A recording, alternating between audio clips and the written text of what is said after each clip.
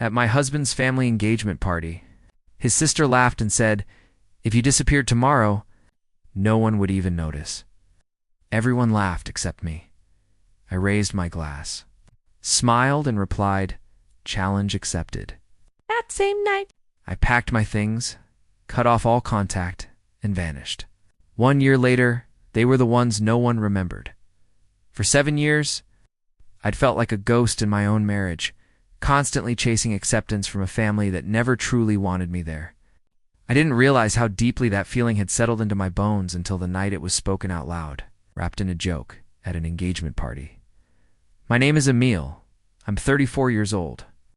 And for most of my adult life, I tried desperately to belong to a family that never truly wanted me. Leo and I met during our final year of university.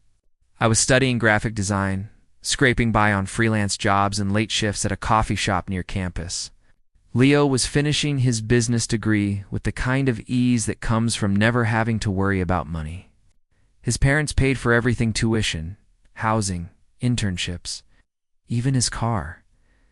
We met one quiet night when he noticed the book I was reading behind the counter and struck up a conversation.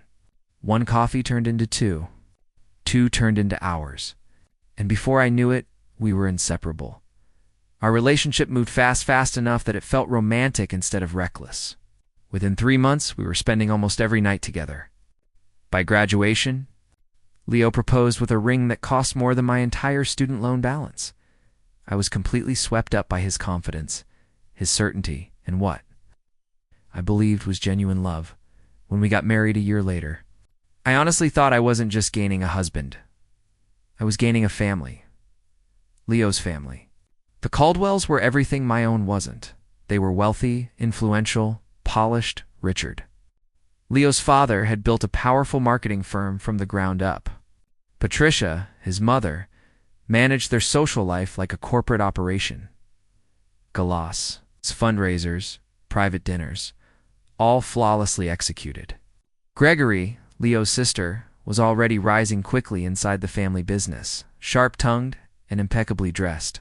And Michael, the youngest, still managed to land a prestigious job through family connections. Despite being labeled the free spirit they moved through life with confidence born from privilege. My upbringing couldn't have been more different. I was raised by a single mother who worked 2 jobs. My sister and I shared a bedroom until college. Holidays meant homemade food, not catered spreads. Love was shown through effort, not appearances. Walking into the Caldwells' world felt like stepping into a space where I was always slightly out of place at first. The differences were subtle. Patricia praised my design career like it was a hobby. Richard explained business concepts to me like I was a beginner. And Gregory perfected the art of smiling while diminishing me. She corrected my pronunciation, adjusted my phrasing, made small remarks that chipped away at my confidence. Whenever I brought it up to Leo, he brushed it off. "She doesn't mean it that way. She's just blunt. She's trying to help you fit in." But Gregory's help felt like erosion. At our wedding, her speech included uncomfortable stories about Leo's exes. When we bought a house, she questioned whether the neighborhood suited the Caldwell name. When I landed a big client, she wondered aloud if it was because of Leo's connections. Still, I tried. I volunteered for Patricia's events.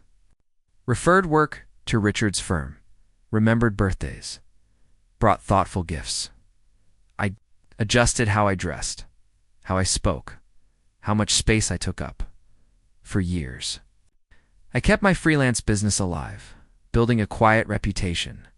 But when Leo's career expanded and required constant travel, it was simply assumed I'd scale back. No discussion? No. Question: my world shrank, then I miscarried at 11 weeks. Leo was out of town. He offered to come home, but seemed relieved when I said he didn't need to.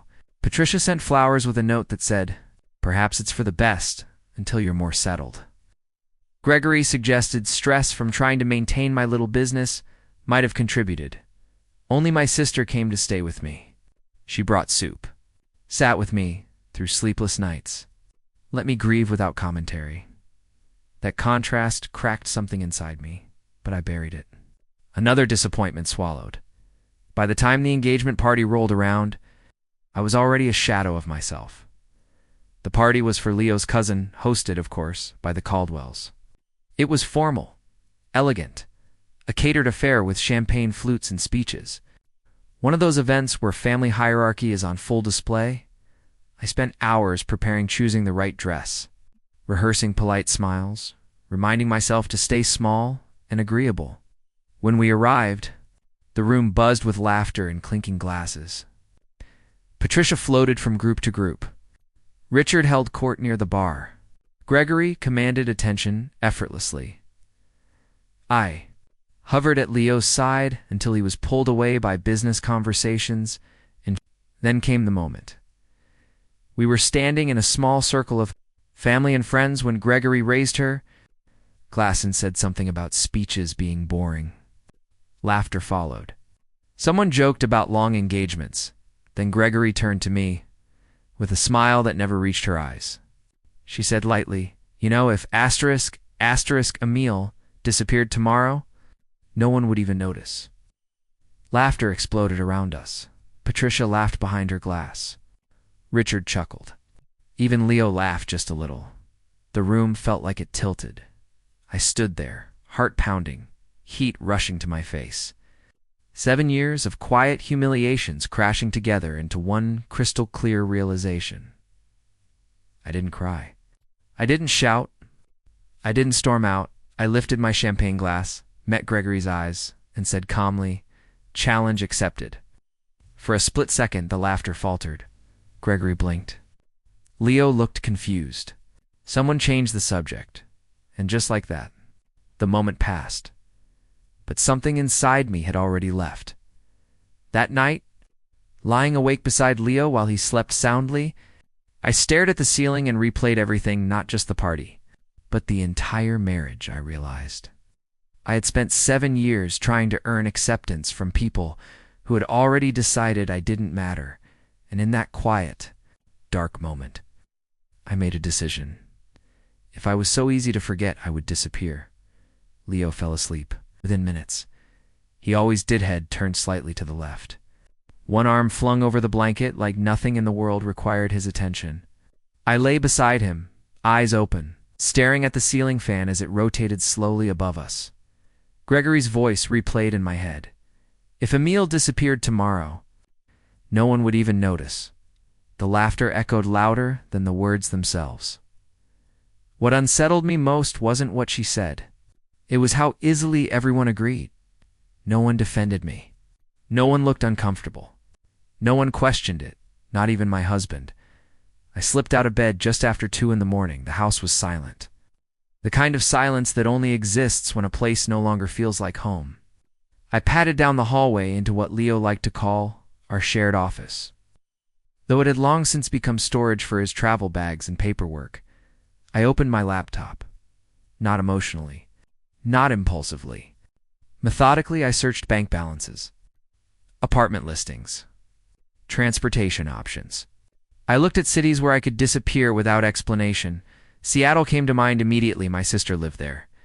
Far enough away to breathe, close enough to not feel completely alone. By sunrise, I had the outline of a plan. Leo left early that morning for golf with his father. He kissed my cheek absently, already scrolling through emails. Already gone, the moment his car disappeared down the street, I moved. First call, Jessica. My college roommate and one of the few people I hadn't drifted away from entirely. "I need a favor," said the second she answered. "Name it," she replied without hesitation. "I'm leaving Leo today. I need help packing." There was a pause, then "I'll be there in an hour." Jessica arrived with coffee, boxes, and a calm intensity that grounded me. We didn't waste time reminiscing. We sorted quickly. What was essential? What was replaceable? What was mine? Clothes? Documents? My design equipment? Photos of my mother? Personal notebooks? Hard drives? I didn't take anything shared that couldn't be divided later. I transferred exactly half of our joint savings into my personal account. No more, no less. I paid upcoming bills that were my responsibility. Fair, clean, undeniable. By mid-afternoon, my car was packed with the condensed version of my life. Before leaving, I wrote Leo a letter, not angry, not pleading, just factual. I told him I needed space to reevaluate our marriage, that I'd taken only what was mine, that I'd handled finances responsibly, that I needed no contact for the foreseeable future. I didn't tell him where I was going. I removed my wedding ring and placed it on top of the letter next to it. I left a single page, Gregory's sentence, written word for word, with the date and location. Then I left. Driving away felt surreal, terrifying, and exhilarating at the same time. With every mile, the tightness in my chest loosened. By the time I crossed the state line, I realized I could breathe again. That first night, I checked into a modest hotel. No luxury, no room service, just quiet. I turned off my phone, and for the first time in years, I slept deeply. When I turned my phone back on the next morning, the messages came in waves: confusion, anger, concern, bargaining. Where are you? This is ridiculous. Come home. My parents are worried. At least tell my mom you're safe. I have a trip coming up. Not once did he mention Gregory's comment. Not once did he acknowledge the engagement party. I'd sent a brief text to my mother telling her I was safe and needed privacy. Then I turned my phone off again. Seattle welcomed me with rain steady, unrelenting cleansing. My sister had already found me a small furnished studio near her place. It was tiny, worn, imperfect, and it was mine. The first few weeks were consumed by logistics, new bank accounts, a new phone number, mail forwarding through Jessica. I updated my freelance profiles, carefully removing any work connected to Leo's family network. Gregory posted passive-aggressive quotes online about loyalty and family. Patricia called my mother, fishing for information. Leo's messages slowed. I didn't respond. Instead, I rebuilt. I found a therapist who specialized in family systems and marital trauma. In one session, she said something that stayed with me. That comment wasn't the cause. It was the catalyst. She was right. The joke was just the final permission I needed by the second month. I had steady freelance work against mall jobs at first, but enough to restore my confidence. One rainy afternoon in a coffee shop led to a conversation with the owner. That conversation led to a project. That project led to more slowly. My world expanded. And without realizing it, I stopped checking to see if anyone noticed my absence. Because for the first time in years, I noticed myself again. For the first time since I left, the days started to blur it from exhaustion. But from momentum, Seattle became a rhythm. Rain tapping against windows. Coffee shops filled with quiet ambition. People who asked what I did instead of who I belonged to. I kept my circle small. My sister, Jessica, through long late-night calls. And eventually, a therapist who helped me untangle the years I'd spent shrinking myself. What Gregory said didn't create this. She told me during one session, it confirmed something you already felt. She asked me to describe the first time I remembered feeling invisible. That question cracked. Something open. I remembered the early dinners, the polite smiles, the subtle dismissals framed as guidance. The way Leo never noticed because he'd never been the target. Gregory's joke wasn't cruelty out of nowhere. It was honesty without restraint. By the second month, my freelance work stabilized. Small contracts turned into steady ones. Formatting projects became branding work. Branding work led to referrals. One afternoon, while admiring a mural inside a neighborhood cafe, I struck up a conversation with the owner. That conversation turned into a meeting. The meeting turned into a project. Her name was Eleanor. She didn't care about my resume. She wanted to see the work I did when no one was watching. You've been hiding, she told me after reviewing my personal designs, and hiding Dole's talent. She hired me, with one condition. Every week, you bring me something you made, just because you wanted to. Not for a client. For yourself. That condition changed everything. Through Eleanor, I met other business owners. My calendar filled with projects that energized instead of drained me. Meanwhile, Leo's attempts to reach me shifted tone. Anger turned into regret. Regret turned into silence. When divorce papers arrived, I wasn't surprised. The process was clean. No fighting. We split assets evenly.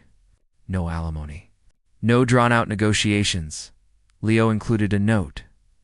I still don't understand, but I won't fight you. I didn't reply. 6 months after I left, I cut my hair shorter, sharper, the style Leo always discouraged. I barely recognized myself in the mirror, and for the first time, I liked that. By month 8, my business required more space. I rented a desk in a creative studio filled with designers, writers, and entrepreneurs, peers, not patrons, not judges. Then, exactly 1 year after Gregory's joke, an email arrived. Westwood Creative. They wanted me for a national campaign. The client. A subsidiary of Caldwell Marketing Group, Gregory's family. The timing felt deliberate, too perfect. I almost declined, but then I realized something important. If I avoided every place my past existed, I'd still be letting it control me. So I accepted. And when the invitation arrived for the industry gala, unveiling the campaign, I said yes. The night of the gala arrived quietly. No nerves. No dread. No rehearsed responses in my head. Just calm. I stood in the hotel room mirror, adjusting the emerald jumpsuit Eleanor had insisted on. Tailored, sharp, confident without trying too hard. My hair framed my face in a way that felt intentional rather than accommodating. For the first time in years, I wasn't dressing to blend in. I was dressing to arrive. The venue was a restored theater downtown, all warm lighting and understated luxury. I checked in, accepted my name badge, and took a glass of sparkling water. Within minutes, I was pulled into conversations, real ones. Discussions about design strategy, market behavior, consumer psychology. People listened when I spoke. They asked follow-up questions. They wrote my name down about 40 minutes in. I felt the shift. I didn't turn around immediately. I didn't need to. I heard Richard's laugh loud. Unmistakable. The Caldwells had arrived. I finished my sentence before excusing myself and heading toward the bar. That's when I saw them. Richard and Patricia near the entrance, perfectly composed. Gregory scanning the room, alert and calculating. And then Leo standing slightly apart, thinner than I remembered, his posture less certain. Our eyes met across the room. His widened. Mine didn't. I held his gaze for a brief moment, neither smiling nor cold, then turned away. The first interaction came sooner than expected. Emil. Richard's voice behind me was measured, professional. Richard, I replied, meeting his eyes easily. I didn't realize you were involved with this project. I'm the lead designer, I said simply. Ah! Westwood brought me in. Something flickered across his face, surprise, reassessment. You've evolved, he said carefully. Not evolved, I corrected, returned. Patricia appeared moments later, social grace firmly in place. Emil, darling, it's lovely to see you thriving. Her words were polished. Ow. Her discomfort wasn't. Later, Gregory intercepted us before the presentation. Her smile was tight, controlled. No one mentioned you were working on this campaign? I work with Westwood, I replied calmly. Thomas, the creative director, stepped in seamlessly. Emil's been exceptional.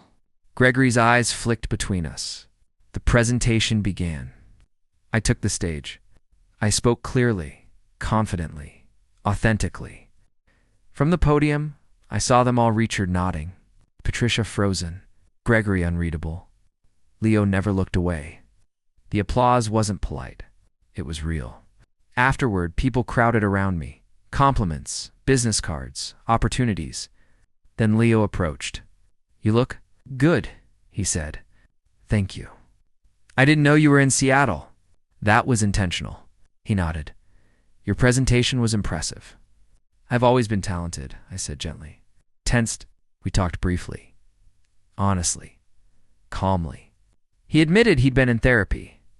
That he finally understood what he hadn't protected. He asked if there was a chance for us. I told him the truth. I like who I am now. Later, Gregory found me alone. She asked if I'd planned this. I told her no. Then she said quietly, "I never thought you'd actually leave." I met her gaze. It wasn't a joke. It was confirmation. She didn't argue. She didn't smile. She just nodded. The final irony settled in as I left the venue. By disappearing from their world, I had finally become visible in my own. A month passed after the gala, and life didn't slow down. If anything, it clarified. The Sheffield campaign launched nationally 2 weeks after the conference, and the response exceeded expectations. Retailers reported increased engagement. Industry blogs featured the redesign. Westwood extended my contract without hesitation. For the first time in my career, success arrived without qualifiers. No one asked who I was married to. No one referenced my background. No one treated my work like a novelty. I was just competent, trusted, valued. One rainy afternoon, I sat across from Eleanor in her coffee shop, steam curling between us as rain streaked the windows. "You handled that family situation better than most people handle bad clients," she said dryly. I smiled. Years of practice. And she pressed, "Any fallout?" I thought about it. Leo had emailed once since the gala. Not long, not dramatic, just a quiet acknowledgement. "Seeing you like that helped me understand. I'm trying to do better." I hadn't responded not because I was angry, but because I no longer felt obligated to manage his emotions. Gregory hadn't reached out at all. That silence spoke louder than any apology. Patricia sent a handwritten note congratulating me on the campaign. Polite, distant, carefully neutral. For the first time, I didn't read between the lines. I folded it, filed it away, moved on. The most unexpected change came from myself. I stopped explaining. Stopped rehearsing conversations that never happened. Stopped preparing defenses for attacks that never came. I trusted my own presence. One evening, while walking home through misty streets, I passed a restaurant hosting an engagement party. Laughter spilled onto the sidewalk. Champagne glasses clinked. I paused, not with bitterness. With clarity. A year ago, I would have shrunk inside myself, wondering how to fit into someone else's celebration, wondering what version of me would be acceptable. Now, I simply observed, then kept walking. Later that night, I unpacked the last box I'd been avoiding. At the bottom, I found my old wedding ring. I hadn't worn it in over a year.